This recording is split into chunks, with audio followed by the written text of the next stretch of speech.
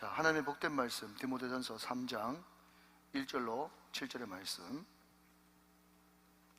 네, 이 계시의 말씀을 한 절씩 나누어서 교독하실 때 살아계신 하나님의 음성을 들을 수 있기를 원합니다. 제가 먼저 1절에 받들었죠. 미쁘다 이 말이여 곧 사람이 감독의 식분을 얻으려 함은 선한 일을 사모하는 것이라 함이로다. 그러므로 각국은 책망할 것이 없으며 한 아내의 남편이 되며 절제하며 신중하며 단정하며 나그네를 대접하며 가르치기를 잘하며 술을 즐기지 아니하며 구타하지 아니하며 오직 관용하며 다투지 아니하며 돈을 사랑하지 아니하며 자기 집을 잘 다스려 자녀들로 모든 공손함으로 복종하게 하는 자라 할지며 사람이 자기 집을 다스릴 줄 알지 못하면 어찌 하나님의 교회를 돌보리요. 새로 입교한 자도 말지니 교만하여져서 마귀를 정죄하는 그 정죄에 빠질까 하며 7절 다 같이요. 또한 외인에게서도 선한 증거를 얻은 자라야 할지니 비방과 마귀의 올무에 빠질까 염려하라. 아멘. 자, 우리 옆에 분들과 이렇게 한번 인사해 보십시오. 네, 믿음으로 선포하는 겁니다. 예, 옆에 있는 분들이 비록 거기에 잘 해당되지 않는다고 할지라도 믿음으로 선포해 주세요. 네, 1등 장로님, 1등 권사님, 1등 집사님 옆에서 예배 드리게 돼서 영광입니다. 시작. 1등 장로님, 1등 권사님, 1등 권사님 옆에서 예배 드리게 돼서 영광입니다. 네. 자, 한 번 더 이렇게 고백합시다. 사람은 취급한 대로 됩니다. 시작. 사람은 취급한 대로 됩니다. 맞죠? 그죠? 예, 남편이 아내를 왕비 대접하면 자기는 뭐 되는 겁니까? 왕 되는 것이고요. 남편을 왕 대접하면 자기는 왕비 되는 겁니다. 자기 남편을 종처럼 함부로 대하면요, 무술이 되는 겁니다. 무술이. 네. 여러분들이 왕비가 될지 무술이가 될지 그것은 여러분이 결정하셔야 돼요. 자, 우리에겐 소원이 하나 있습니다. 우리 찬양하고 말씀을 듣겠습니다.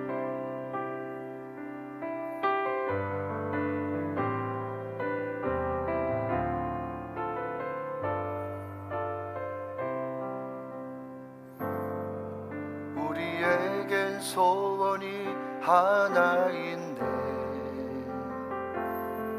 주님 다시 오실 그날까지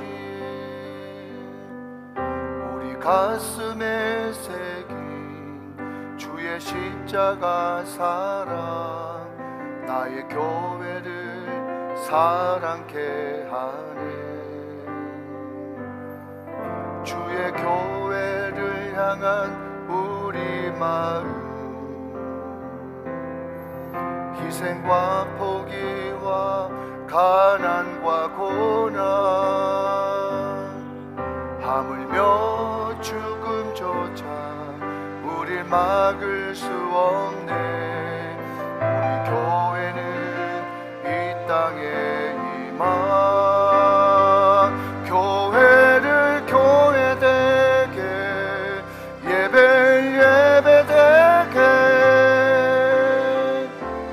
우릴 사용하소서. 진정한 부흥의 날 오늘 임하도록 우릴 사용하소. 우리 좀 힘차게 부릅시다. 성령으로 예배하리라. 자유의 마음으로 사랑으로 사역하리라.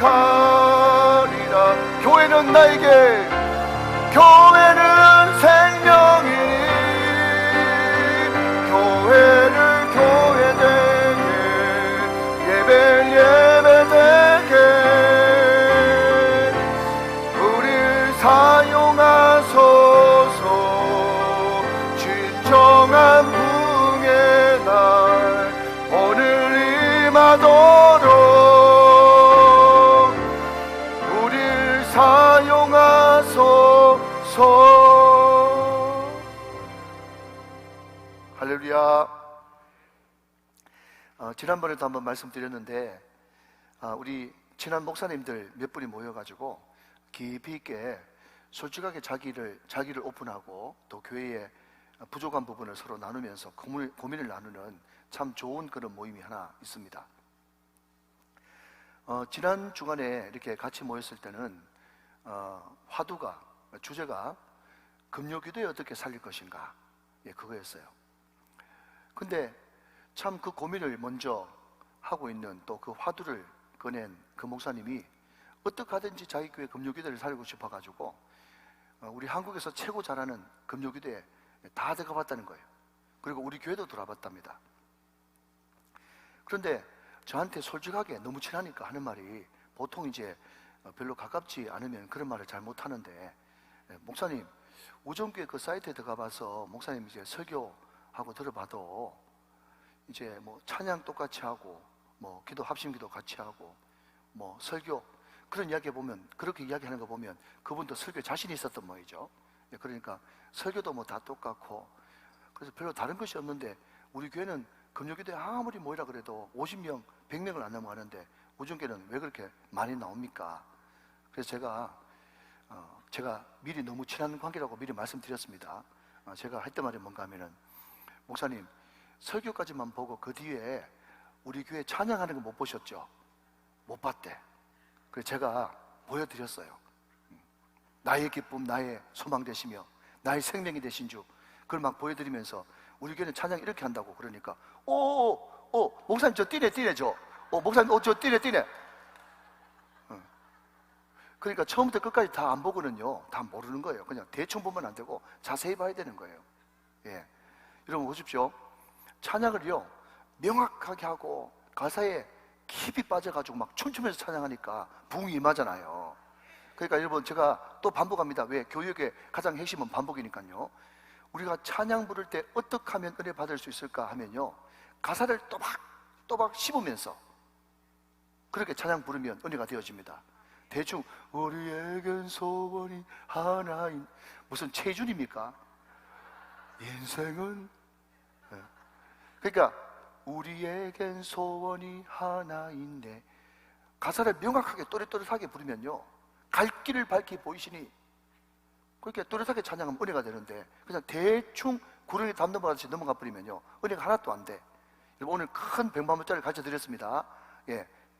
찬양을 부를 때는 가사를 또이또이하게 부르자. 그게 큰 비밀 중에 비밀이에요. 지난 시간에 제가 전도 이야기를 하면서, 왜 강단에서 전도 이야기를 안 하고 자꾸 그냥 대머리 치료제 이야기를 자꾸 하지? 제가 그렇게 갈등이 됐는데요. 이거 마치고 나니까요, 저한테 여러분이 전화번호 좀 가르쳐 달라고 찾아오셨더라고.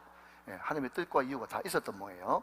그래서 지난주에는 대머리 이야기를 많이 하면서 전도에 힘쓰는 교회, 그 교회가 참 좋은 교회고 모범적인 성도다. 제가 그 얘기까지 8번까지 한 것 같아요. 오늘은 6번, 9번을 한번 해보도록 그렇게 하겠습니다.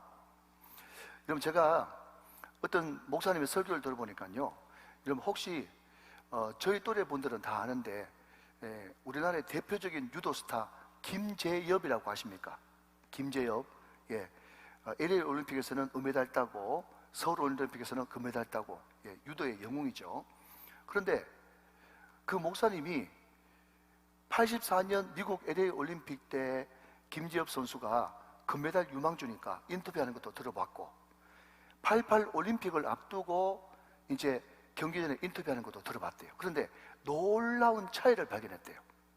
84년도 LA 올림픽 때 이 김재엽 선수가 금메달 후보감으로 인터뷰를 하는데, 그때는 뭐라고 얘기했는가 하면, 죽기 살기로 열심히 하겠습니다. 잘 들으십시오. 84년도에는요 죽기 살기로 열심히 해보겠습니다, 그렇게 금메달을 앞두고 인터뷰를 했어. 그런데 죽기 살기로 열심히 했는데 은메달이야. 그런데 4년이 지나고 나서 88 올림픽 전에 인터뷰를 하니까 이 김재현 선수가 똑같이 인터뷰를 하는데 말이죠, 뭐라고 얘기하는가 하면, 죽을 각오로 열심히 했습니다. 자, 여러분, 죽기 살기로 하면 은메달, 죽을 각오로 하면 금메달. 여러분, 생각이 이렇게 중요하죠? 생각이.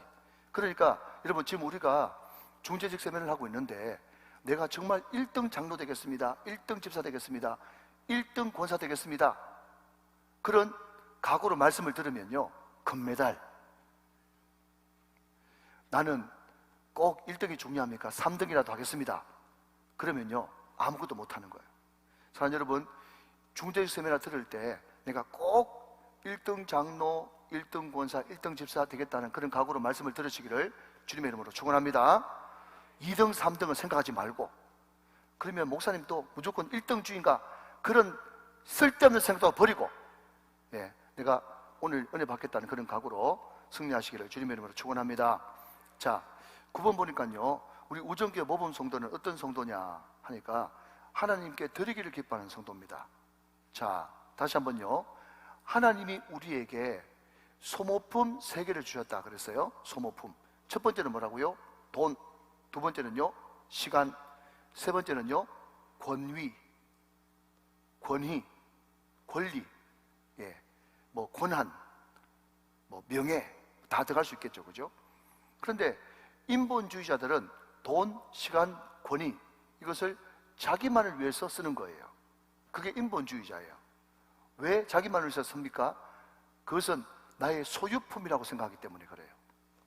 그런데 신본주의자들은 돈, 시간, 권위 이 3가지를 하나님의 영광을 위해서 사용하라고 주신 소모품이다 그렇게 생각을 하니까 이것을 가지고 마음껏 하나님 나라를 위해서, 이웃을 위해서 드리고 씁니다.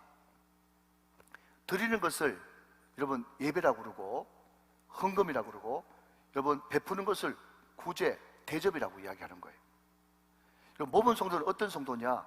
하나님께서 나에게 주신 모든 것을 가지고 하나님께 드리기를 자꾸 드리는 것이 기뻐요. 드리는 것을 기뻐하는 성도. 자, 여러분 한번 생각해 보십시오.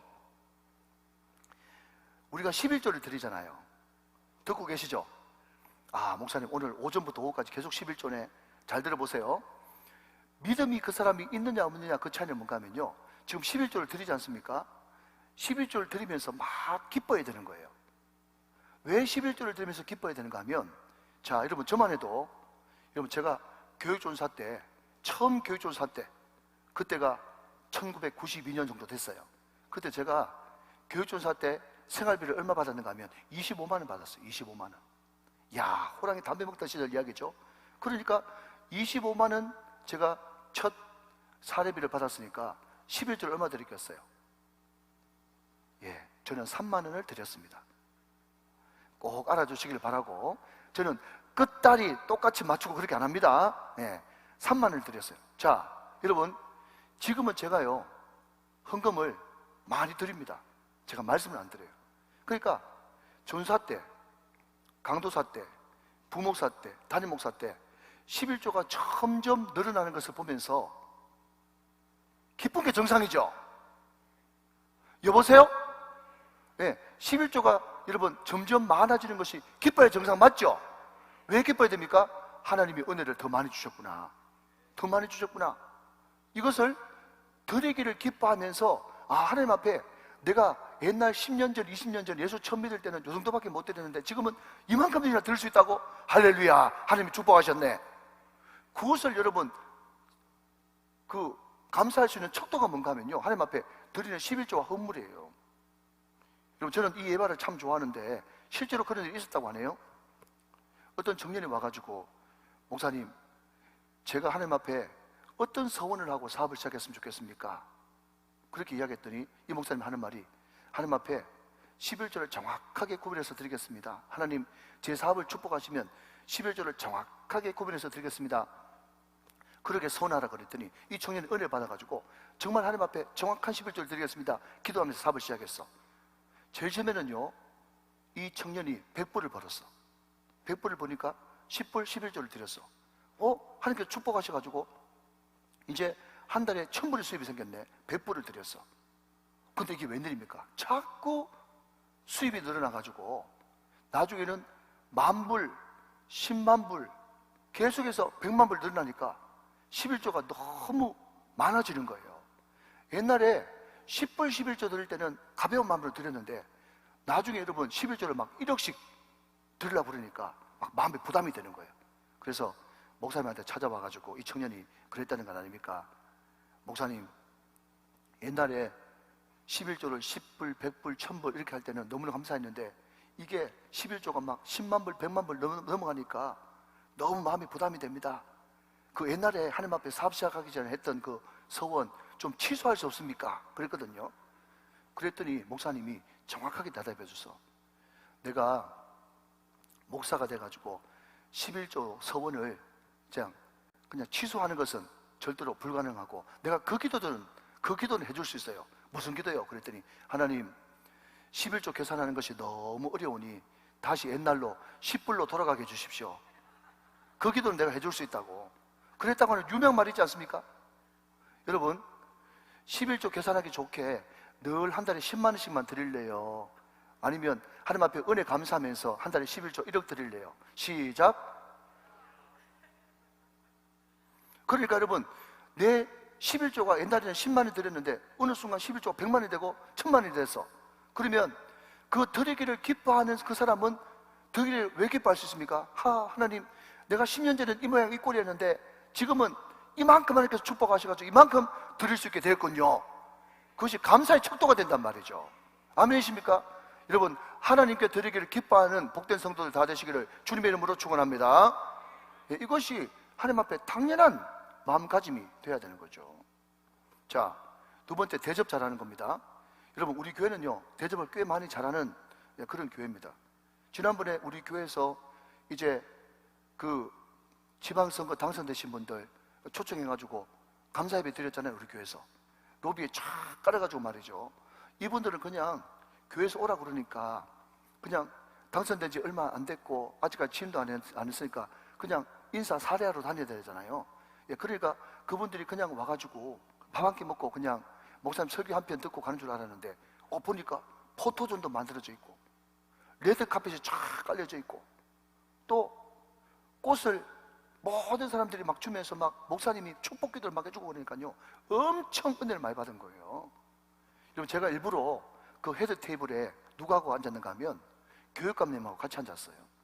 여러분, 대접을 잘한다는 것은 뭘 이야기하는가 하면 신뢰관계를 구축한다는 거고, 신뢰관계가 구축됐다는 것은 그 사람한테 이야기할 수 있는 마음문을 열어놨다는 것을 의미하거든요.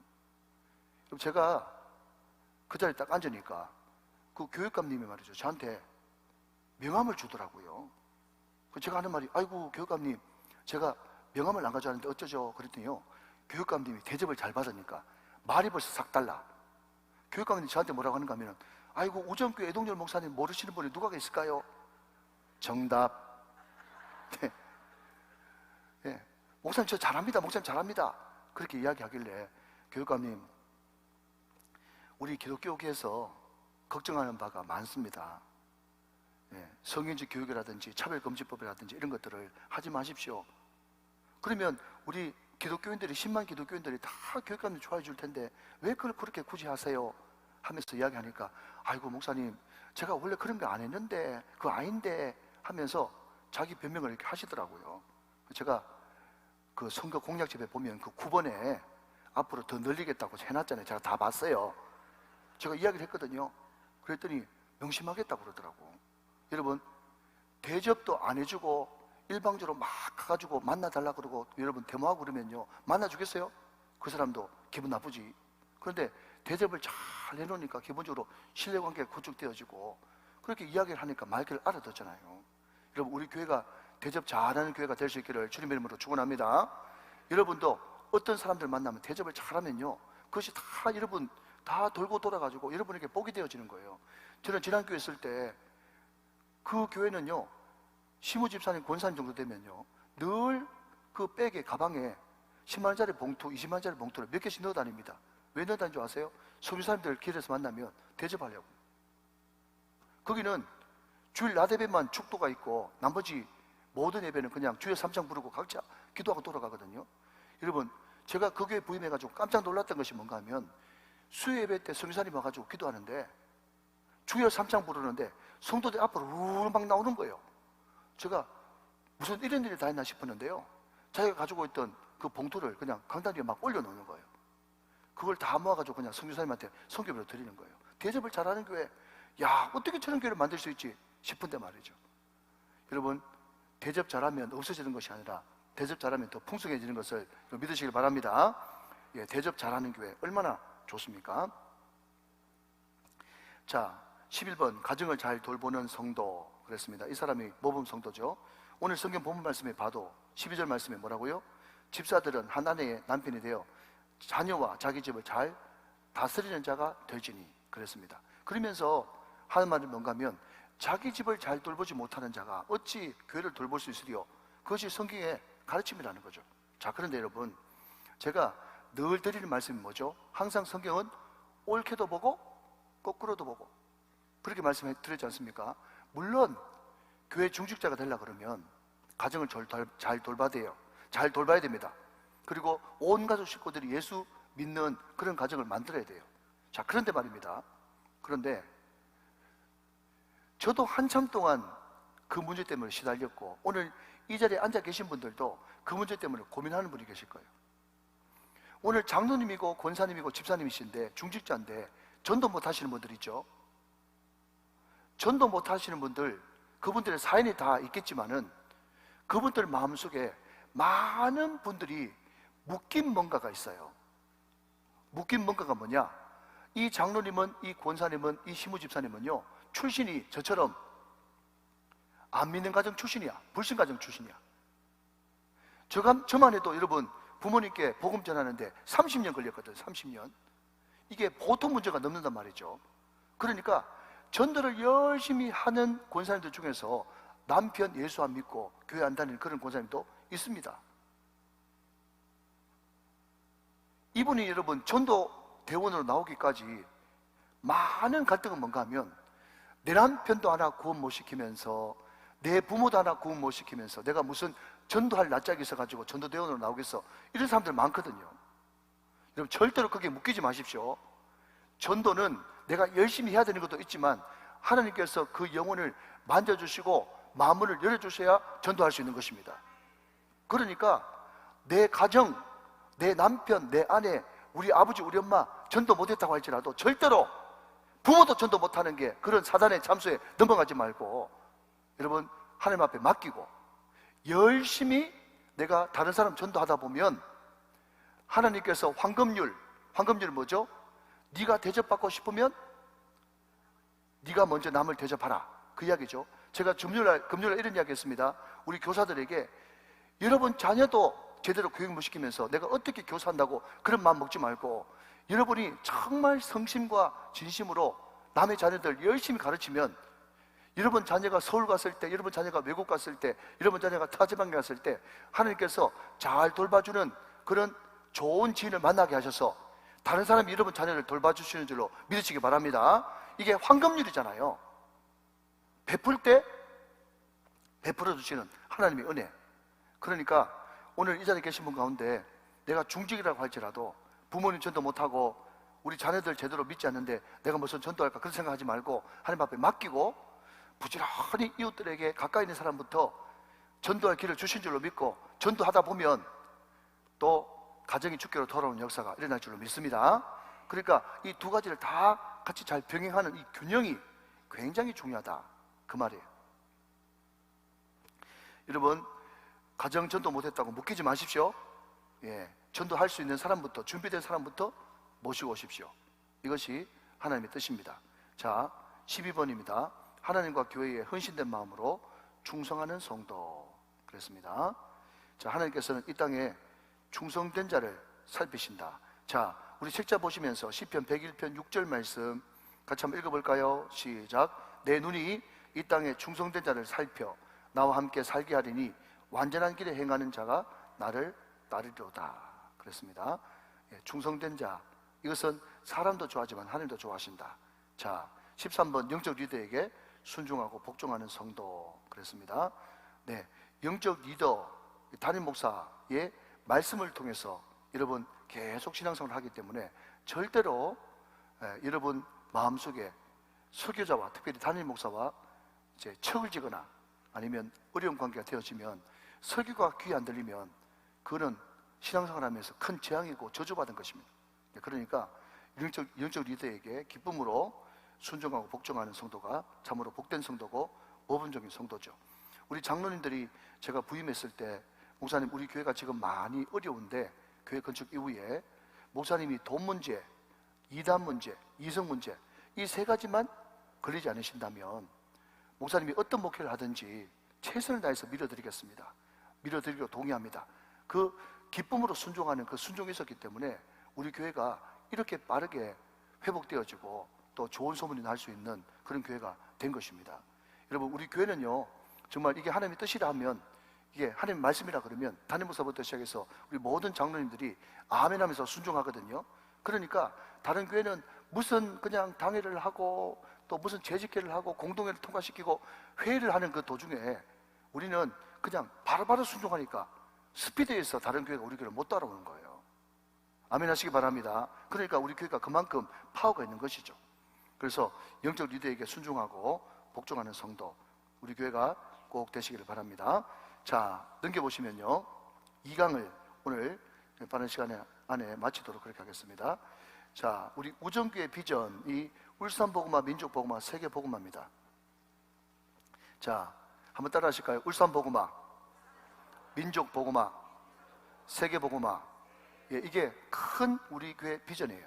자, 여러분, 비전은요, 비전은 리더가 꿈꾸기도 하고 또 여러분 각자가 개인적인 비전이 다 있겠지만 혹시 교회를 향한 내 꿈과 비전이 없을 때는요, 비전을 그냥 있는 그대로 사십시오. 이게 굉장히 중요하거든요. 그러니까 담임 목사의 목회 비전이 울산복음화, 민족복음화, 세계복음화면 여러분들이 그 비전을 나의 비전을 그대로 받아들이고 사시라고요. 그게 굉장히 중요한 겁니다. 자꾸 내 비전을 주십시오. 하나님께서 주실 때 주시더라도 내 비전이 지금 뚜렷하게 없으면 담임 목사 또 교회의 비전을 나의 비전으로 그냥 인정하고 사는 것입니다. 자, 비전이 있는 사람의 특징이 뭔가 하면 내가 어떤 결정을 하지 않습니까? 예를 들면 내가 이 직책을 맡을 것인가 말 것인가, 내가 어디로 갈 것인가 말 것인가, 그것을 할 때 모든 결정은 이 비전이 내가 지금 결정하는 이 사건들이 말이죠, 이 결정이 내가 가지고 있는 비전, 우리 교회 비전하고 맞는가, 그것을 딱 점검해가지고 비전하고 맞으면 내가 그것을 선택하고 비전하고 맞지 않으면 그것을 선택하지 않고 거절할 수 있는 것, 이게 지혜로운 성도입니다. 여러분, 저도 여기저기에서 이걸 좀 맡아주십시오, 저걸 좀 맡아주십시오 할 때 내가 지금 맡으려고 하는 것이 울산복음화, 민족복음화, 세계복음화하고 맞는가, 그것이 나의 기준이에요. 그 저의 판단 기준이란 말이죠. 그러니까 여러분들도 어떤 직책을 맡고 또 어디를 이사가고 뭘 할 때 울산복음화, 민족복음화, 세계복음화 이것에 맞는가, 그것을 생각하고 결정하셔야 되는 거예요. 그래야 여러분 승리할 수 있고 한 방향으로 갈 수가 있는 것입니다. 이해가 되시면 아멘.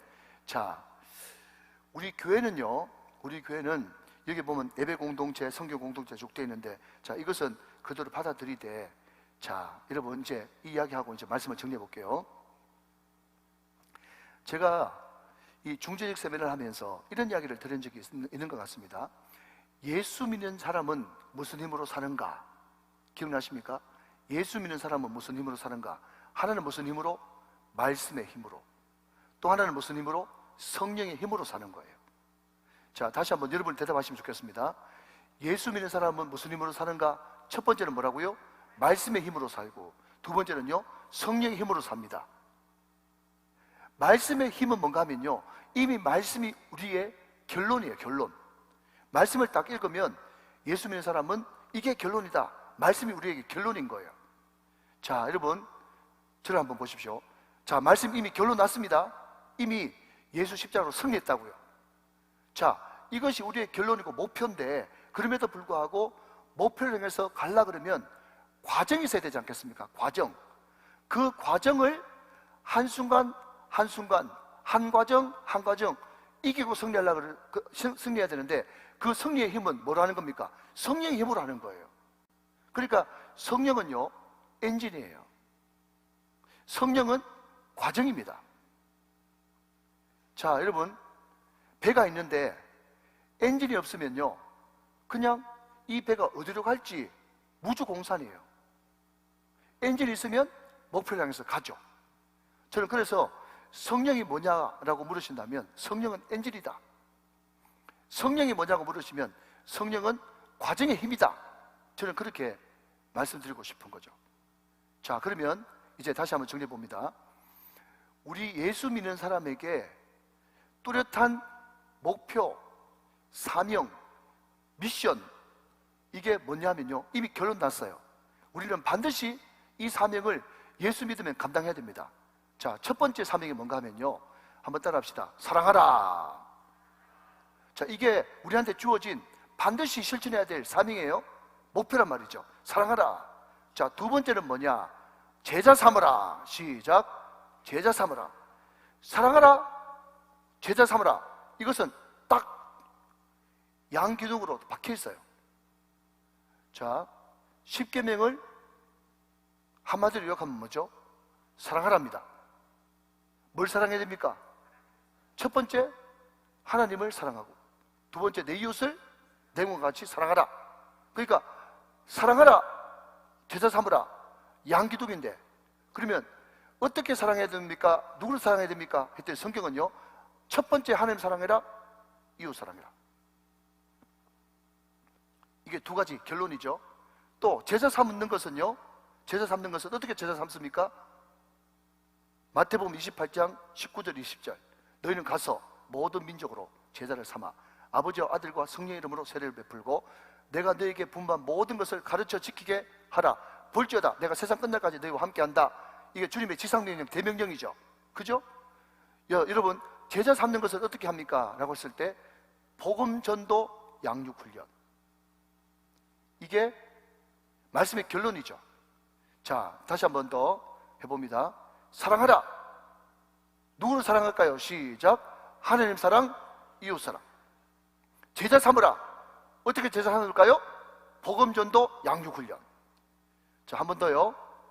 하나님 사랑, 이웃 사랑. 시작. 하나님 사랑, 이웃 사랑. 복음 전도 양육 훈련. 시작. 복음 전도 양육 훈련. 이거는 말씀의 결론이에요. 말씀의 결론. 나쁘다니까요. 여러분, 어떤 사람이든 예수 믿고 난 다음에 말씀의 힘, 말씀이 뭔데요? 하나님 사랑, 이웃 사랑. 말씀이 뭔데요? 복음 전도 양육 훈련. 이것은 변하지 않는 하나님의 명령이에요. 이해되시면 아멘. 이미 결론 났다니까요.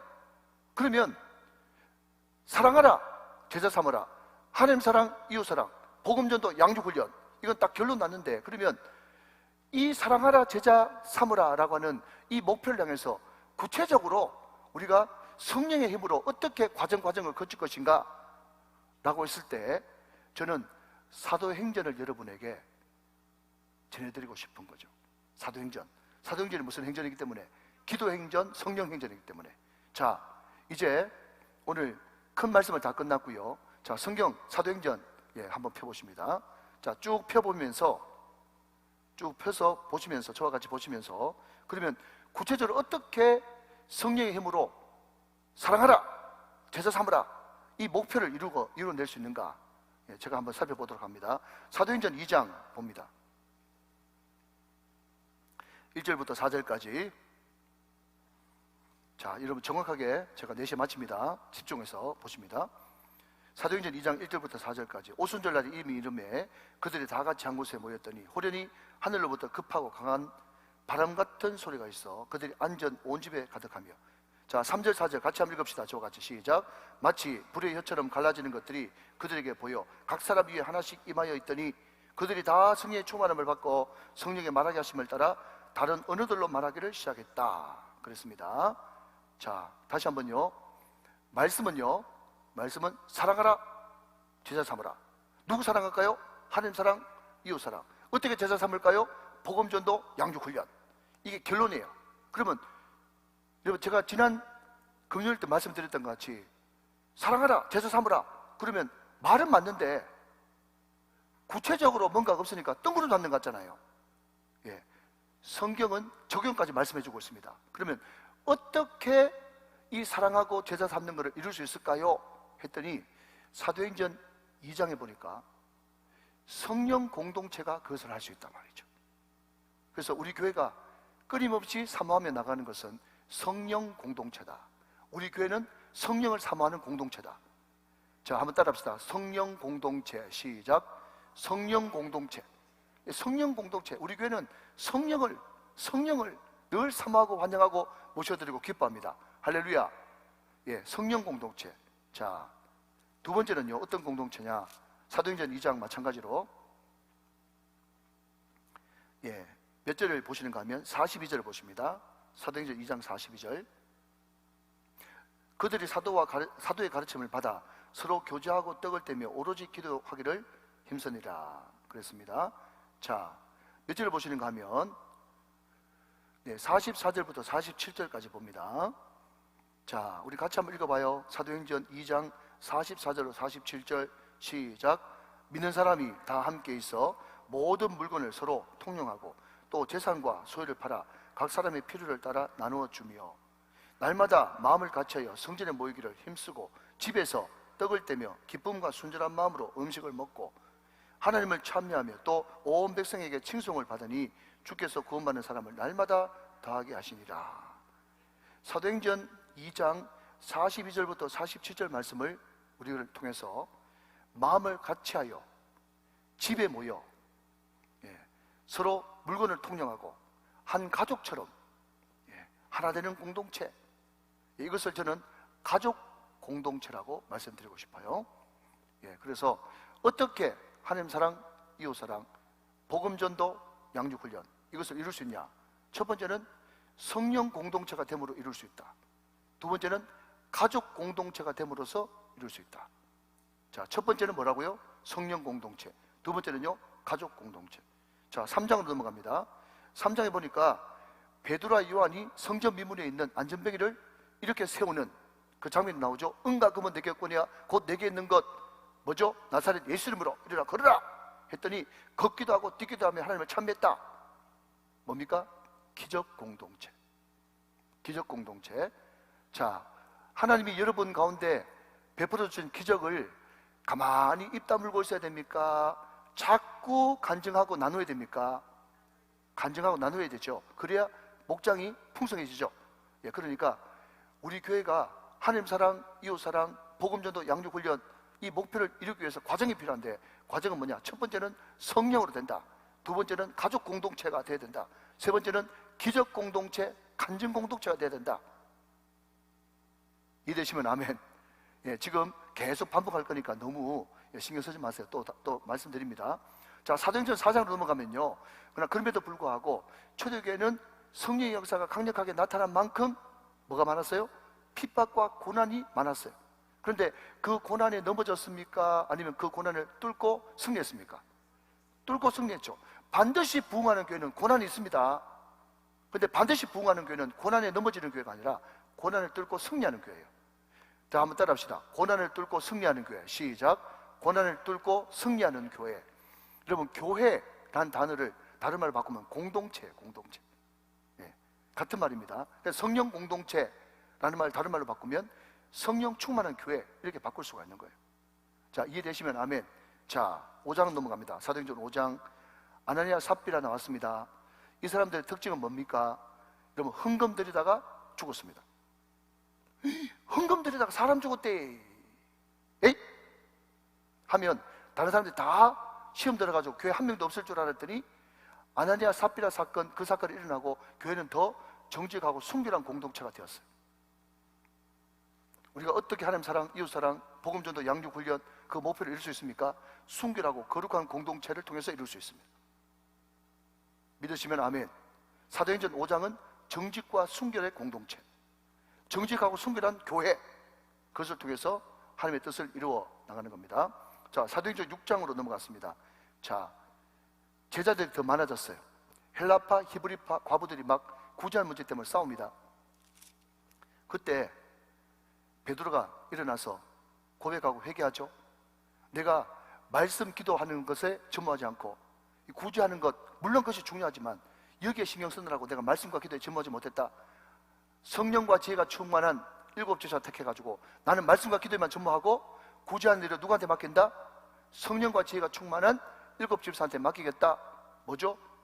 사도와 집사들이 동력하는 공동체, 동력하는 공동체. 6장. 이해되시면 아멘. 예, 이것이 이제 이루어가는, 예, 사랑하라, 제자 삼으라, 이것을 이루어가는 그 과정이란 말이죠. 예, 이런 과정을 우리 교회가 다 겪어야 되는 거예요. 동력하는 공동체. 자, 사도행전 10장으로 넘어갑니다. 10장. 거기에 보면 이방인 최초로 예수 믿는 사례가 발생합니다. 그 사람 이름이 누구죠? 고넬료. 그 당시에 이방인들은, 사도들이, 유대인들이 어떻게 생각했는가 하면, 이방인들은 지옥의 땔감으로 사용하기 위해서 이방인 만들었다, 그렇게 이야기하던 무시무시한 때입니다. 그렇지만 고넬료가 성령 충만 받고 예수 믿는 걸 보고 베드로가 이게 도무지 용납이 안 돼가지고, 그죠? 고민 많이 했죠? 그 전에 어떤 일이 있었습니까? 하늘에서 둥둥 보자기 하나가 떠내려온 거 아십니까? 거기에 보니까 어떤 짐승들이, 부정한 짐승들이 있었죠. 나는 한 번도 이때까지 그런 거 먹어본 적이 없습니다. 한번 따라하실까요, 여러분? 자, 좀 집중하시고, 이제 2분 남았네요. 자, 한번 따라합시다. 주여 그럴 수 없나이다. 시작. 주여 그럴 수 없나이다. 여러분, 이 말 많이 사용하시죠? 하나님께서 뭐 해라 그러면 주여 그럴 수 없나이다. 그게 원조가 베드로야. 근데 여러분, 그 말이 맞습니까? 안 맞는 거예요. 주여 그랬으면 아멘 해야 되죠. 그럴 수 없나이다 그러면 주여라고 부르지 말든지. 그러니까 주여 그럴 수 없나이다, 이 말은요, 말은 있는데 이게 원래 말도 안 되는 말이에요. 근데 우리 너무 자주 사용한단 말이죠. 자, 여러분, 베드로가 고넬료에게 성령 부어주심을 보면서, 아하, 이방인에게도 복음이 전해지는구나, 지옥의 땔감인 줄 알았더니 자기 생각을 깨고 말씀이면 아멘 하면서 품는 교회. 자, 한번 따라합시다. 품는 공동체. 시작. 품는 공동체. 이게 사도행전 10장의 공동체란 말이죠. 자, 이제 13장 넘어갑니다. 13장 보니까 거기에 어떤 교회가 등장합니까? 안디옥 교회 등장합니다. 예, 안디옥. 거기서 비로소 예수 믿는 사람이 그리스도인이라 칭함을 받았습니다. 예. 안디옥 교회는 이방 교회예요. 요즘으로 말하자면 다민족 교회란 말이죠. 다민족 교회. 자, 제가 이 이야기를 조금만 더 하고 이제 말씀을 마치려고 합니다. 자체를 한번 보십시오. 여러분, 지금 제가 좀 조사를 해보니까 이주민, 그죠? 다민족, 다문화. 여러분, 혹시 관심 있는 분들은 구청에 한번 가보십시오. 옛날에는 다민족, 다문화, 이주민, 온갖 언어를 썼는데요. 예. 이제는요, 이주가족이라는 단어를 씁니다. 구청에서요. 이게 공식 명칭이에요. 가족이 뭐죠? 이미 한 가족이 되었다, 이런 뜻이에요. 이주가족이라는 개념을 쓴다니까요. 이제 다 구청에서 개념 정리했어. 지금 여러분, 코로나가 창궐해도 지금 이주가족들이요, 한국에 250만 들어와 있습니다. 점점 이 숫자가 늘어나가지고 나중에는요, 조금만 더 지나면 500만 이주민 시대가 옵니다. 자, 여러분, 500만 그러니까 실감이 잘 안 나죠? 지금 우리나라 인구 총 얼마인데요? 5천만. 5천만 중에 500만이 뭐라고요? 이주가족입니다. 이주민, 다민족 말이죠. 그러니까 우리나라 인구의 10분의 1이 앞으로 이주민들이 차지하고 있습니다. 여러분, 안산 한번 가보십시오. 안산. 거기에 한국 사람보다 외국 사람들이 더 많습니다. 이게 현실이에요, 현실. 그런데 참 공교롭게도 우리 교회에 가까이 있는 동구에 아프가니스탄 그 사람 29가정이 특별 기여자라고 하는 목록으로 왔어요. 지금 동구에 낮에 가면요, 차르라 그럽니까? 그걸 쓰고 다니는 자매들을 흔히 볼 수 있어요. 한 가족이 됐다니까요. 한 공동체가 됐어요. 교회들마다 그걸 몰랐던 게 아니에요. 이주민들이 많이 오네? 어떻게 해야 되지? 어떻게 해야 되지? 하고 있는데, 참 여러분, 행인지 불행인지 모르겠지만 아프가니스탄 사람들 29가정이 동구에 딱 오니까요, 교회들마다 정신이 번쩍 뜨는 거예요. 울산에 있는 교회들이요. 그래서 그 바람에 우리 교회도 토요일마다 러시아 예배부가 생겼어요. 나중에 알고 봤더니요, 우리 이따냐 집사님이 지금 열심히 하고 계신데 첫 주에 애들이 15명 왔어요. 좀 놀라나 주세요. 다 주무시고 계시나? 15가정이 왔어요. 그래서 내가 이 사람들이 도대체 어디서 왔습니까? 그렇게 물어봤더니요, 그 집사님이 하는 말이 이미 울산 지역에 많이 들어와 있어가지고 그 사람들 협회가 있대. 협회. 그 사람들이 이미 소위 말해서 네트워킹을 한 거예요. 그래서 차만 휙 한 바퀴 돌리면요, 병영, 명촌 이 근처에 15명, 20명 모으는 거 일도 아니에요. 뭘 이야기하는 겁니까? 이미 다민족 문화가 시작됐어요, 지금. 그런데 우리 교회는 참 감사하게도 그렇게 하나님께서 은혜 주셔가지고 러시아 예배부가 시작됐는데 벌써 구민의 앞으로 10분의 1이 외국인이 될 건데, 이주민들이 차지할 건데 아직까지 교회에서 정신 못 차리고 있는 그런 교회들이 많아요. 말씀 맺습니다. 저는 오래전부터 세계 기도 정보라고 하는 조이 출판사에서 나온 그 책자 가지고 하나님 나라 부흥과 선교 완성을 해서 기도 많이 해왔어요. 제가 그 기도를 한 지가 벌써 10년 넘었네요. 근데 그 세계 기도 정보라는 책을 쭉 읽어보면요, 그리고 거기에 홈페이지 들어가가지고 기도 정보를 쭉 보면요, 지금 전 세계적으로 다 기독교가 이슬람에게 뭐 캐톨릭에게 막 눌려가지고 하락세인데, 유일하게 기독교 교파 중에 성장하는 세 그룹이 있어요. 잘 들으셔야 됩니다. 세 그룹이 있어요. 첫 번째, 오순절 계통. 성령을 사모하는 그런 교파는 아프리카, 남미를 비롯해가지고 지금 급성장이 지금도 일어나고 있습니다. 오순절 계통. 두 번째는요, 독립교단. 무슨 말인가 하면 교회 자체적으로 어떤 타치도 안 받고 그냥 교회 공동체가 기도하고 결정하면 빨리빨리 일을 진행시킬 수 있는 독립교단, 이것이 두 번째 성장하는 교파고요. 여러분 잘 들으십시오. 세 번째가 어디에 성장하느냐? 다민족 교회가 성장합니다. 교회가 그냥 우리만 앉아서 예배 드리는 게 아니라, 교회 예배 드릴 때 러시아 예배부 따로 예배 드리는 것도 있지만은 2부 예배 때 영어 문화권에 있는 사람도 오고, 중국권 문화권에 있는 사람들도 오고, 이슬람 문화권에 있는 사람들도 오고, 러시아 말 쓰는 사람들도 와가지고 여러 다양한 민족들이 같이 예배 드리는 교회가 불같이 성장하는 거예요. 각 나라와 족속 백성 방언에서 구원받고 주 경배드리네. 할렐루야. 여러분, 그래서 우리 교회도 지금 다민족 많은 이주민들이 막 몰려오는 이때에 우리 교회가 어떻게 다민족 예배를 우리 교회에서 구해낼 수 있는가, 이런 것들을 우리 장로님들과 우리 중직들이 의식을 가지고 생각할 수 있어야 됩니다. 이미 우리 교회에 영어 동시 통역되는 분들이 많이 있어요. 우리 이타니아 집사님 같은 경우는요, 러시아 말도 잘하고 영어도 잘해요. 혹시 중국 동시 통역 되시는 분들, 그런 분들 있으면 제 설교를 이제 붓을 하나 만들어 가지고, 그냥 동시 통역기를 끼고 그냥 바로 통역해 가지고 들을 수 있는 그런 교회 분위기가 빨리 만들어져야 됩니다. 여러분도 그것을 위해서 기도해 주시기 바랍니다. 그래야 우리 교회가 하나님께서 말씀하신 하나님 사랑, 이웃 사랑, 복음 전도, 양육 훈련, 이것을 쭉 사도행전적인 그런 교회가 성령으로 뒷받침하면서 목표를 향해서 나갈 수가 있는 거죠. 우리 교회 가운데 그런 은혜가 있기를 주님의 이름으로 축원합니다.